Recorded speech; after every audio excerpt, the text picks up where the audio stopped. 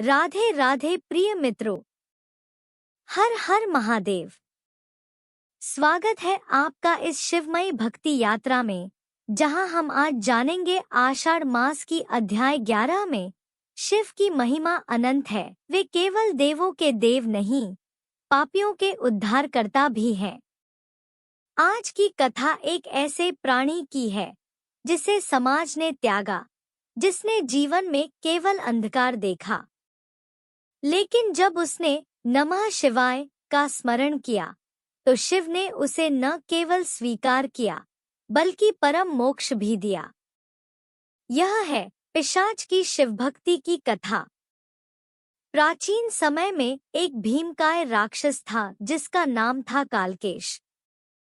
वह एक सामान्य मानव था, परंतु धन, मद और विकारों में लिप्त हो गया। उसने गौहत्या, ब्राह्मण अपमान, चोरी और नारी अपमान जैसे अनेक पाप किए। मरने के बाद उसकी आत्मा पिशाच योनि में चली गई। वह न तो मर सका, न जी सका। उसका शरीर विकृत, दृष्टि विक्षिप्त और जिह्वा में सदैव लहू की प्यास बनी रही। उसका निवास स्थान बन गया एक श्मशान भूमि, जहां वह दिन रात विचरता था। पिशाच शरीर में आने के बाद भी कालकेश को आत्मज्ञान नहीं था। लेकिन एक दिन वह एक महात्मा के द्वारा श्रापित हुआ। तू तब तक मुक्ति नहीं पाएगा जब तक तू आत्मग्लानि से स्वयं को नहीं जलाता और शिव की शरण नहीं लेता।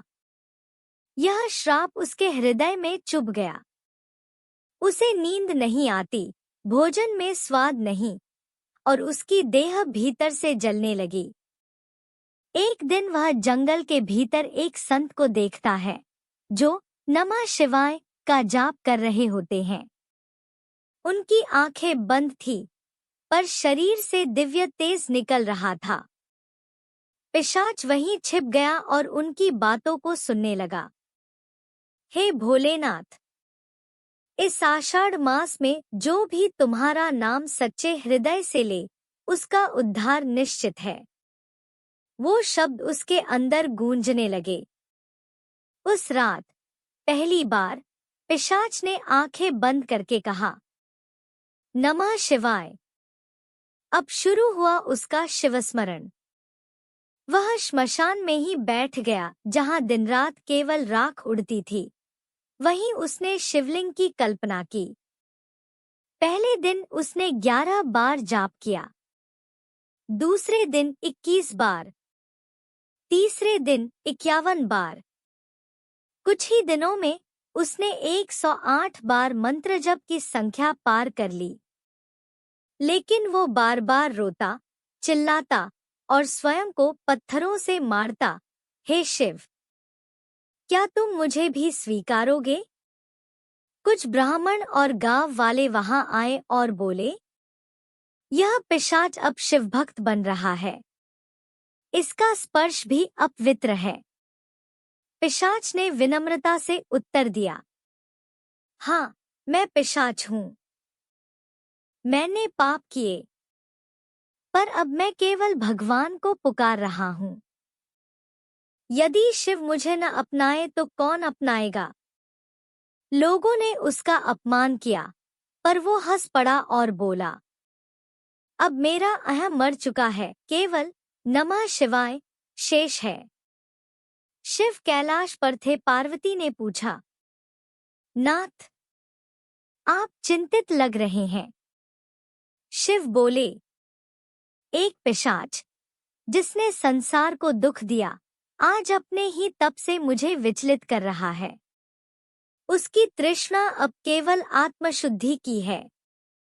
पार्वती बोली, तो क्या आप उसे मोक्ष देंगे? शिव बोले, शिव भेद नहीं करते, जहां भक्ति है वहां मैं हूं।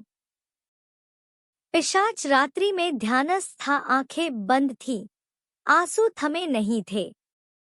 अचानक उसे सामने एक तेज प्रकाश दिखा और भगवान शिव प्रकट हुए। त्रिनेत्र से कृपा की वर्षा, गले में सर्प, माथे पर भस्म और आंखों में करुणा। शिव बोले, वत्स कालकेश, तू अब पिशाच नहीं, तू तपस्वी है। मैंने तेरी तड़प को सुना, तू अब मुक्त होगा। पिशाच चीख पड़ा, हे प्रभु, क्या मैं स्वप्न देख रहा हूँ? शिव बोले, नहीं, यह सत्य है, भक्ति कभी व्यर्थ नहीं जाती। शिव ने अपनी जटाओं से जल गिराया और पिशाच का शरीर शांत हो गया। उसकी आत्मा एक दिव्य रूप में परिवर्तित हुई, तेजस्वी, शुद्ध और शांत। वह शिव के चरणों में गिर पड़ा और वहीं विलीन हो गया। उस स्थान को कहा गया पिशाच मोचन तीर्थ।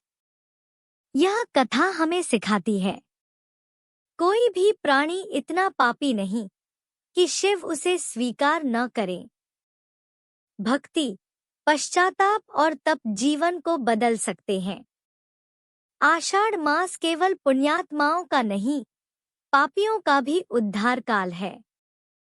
शिव सदा उनके साथ हैं जो स्वयं को शुद्ध करना चाहते हैं। हर हर महादेव। आपने सुनी एक अद्भुत कथा जिसमें एक पिशाच शिवभक्त बनकर परम पद को प्राप्त करता है। अगली कथा और भी आश्चर्यजनक है, एक शिला की जो शिव नाम से बोलने लगी। तब तक शिव का नाम जपते रहिए और आषाढ़ मास को जीवन का नया आरंभ बनाइए। कब बनाइए? प्रतिदिन आषाढ़ मास के नए अध्याय सुनने के लिए चैनल को सब्सक्राइब करें।